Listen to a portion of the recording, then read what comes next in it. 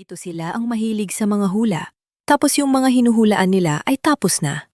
At nangyayari na. At kahit sinsabi na sa Biblia na mangyayaring muli. Hula pa rin at tama ang mga hula. Anong tawag sa mga taong ganito? Sinusulat na nga sa Biblia Ecclesiastes 1:9. Ang nangyayari mangyayari muli. Ang nagawa ay gagawin muli. Walang bago sa mundo. Tapos hula sa kanila. Bakit hindi nila kayang hulaan ang mga mangyayari na hindi pa nangyayari? Bakit ang hinuhulaan nila yung sinasabi, mauulit muli? Mga syonga talaga. Marami naman ang maniwala. Anong tawag sa mga taong ganito? Ito ang mga alagang Jesus Kristo. At ito naman, ang mga wisdom ang gamit. Wisdom sa Old Testament. Modern-day, High Advanced Security Detective System in your brain.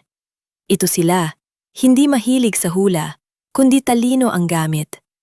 Ito sila, ang advance mag-isip. Hindi pa mangyayari alam na ang paparating. Ito ay ang talino, hindi hula.